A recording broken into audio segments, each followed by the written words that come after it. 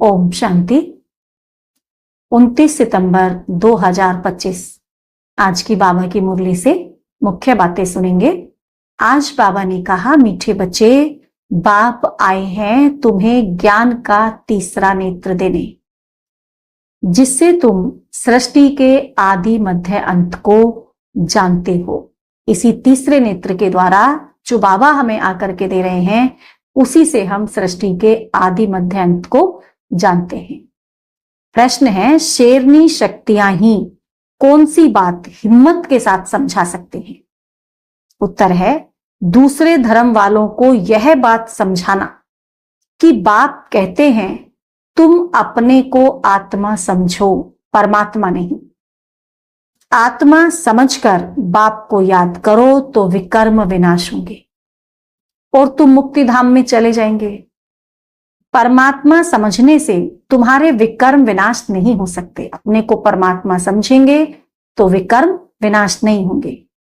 यह बहुत हिम्मत से शेरनी शक्तियां ही समझा सकती हैं। समझाने का भी अभ्यास चाहिए। इस बात को समझाने के लिए अभ्यास भी चाहिए, जो सबको समझा सके। तो बाबा ने कहा, जो शेरनी शक्तियां हैं वही इस बात को अच्छे से समझा सकते हैं।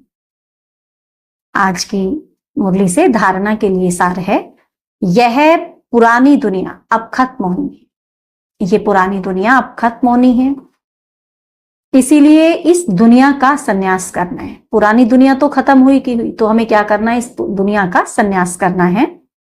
दुनिया को छोड़कर कहां जाना नहीं है, ऐसे नहीं कि दुनिया को छोड़कर कहीं चले जाएं, नहीं। लेकिन कैसे सन्यास करना है? इसे बुद्धि से भूलना है।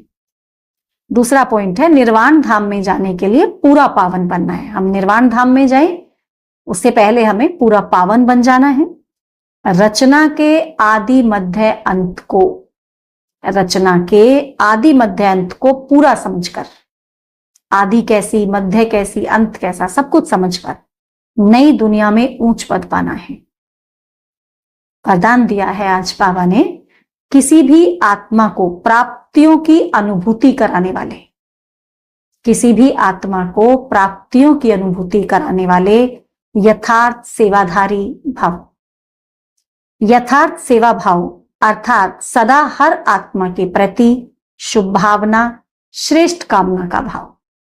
सेवा भाव अर्थात हर आत्मा को भावना प्रमाण फल देना।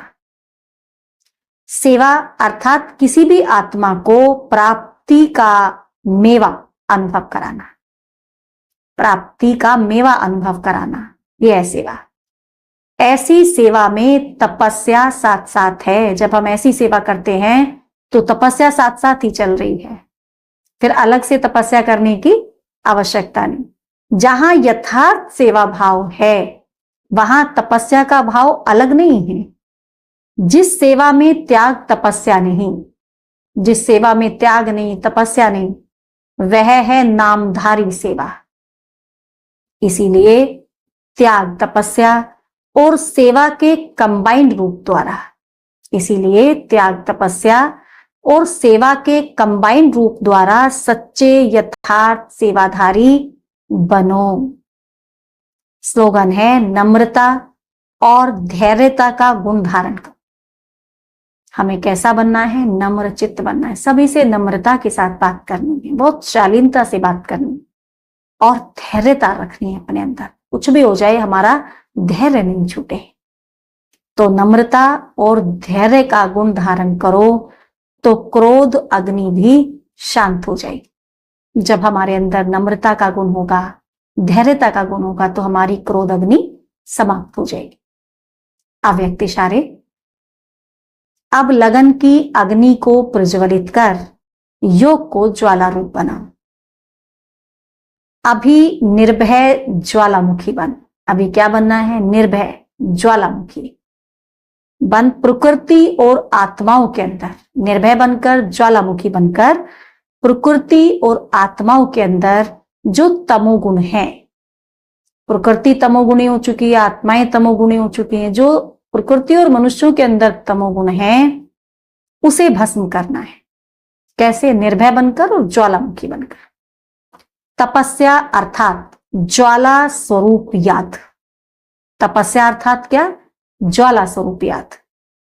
इस याद द्वारा ही माया व प्रकृति का विकराल रूप, जब हम ये ज्वाला स्वरूप याद करेंगे तो इसी याद के द्वारा माया व प्रकृति का विकराल रूप शीतल हो जाएगा। आपका तीसरा नेत्र ज्वालामुखी नेत्र माया को शक्तिहीन कर देगा। हमारा तीसरा नेत्र खुल जाएगा। फिर हमारा तीसरा नेत्र कौन सा? ज्वालामुखी नेत्र। तो माया को क्या कर देगा? शक्तिहीन कर देगा। अच्छा, ओम शांति।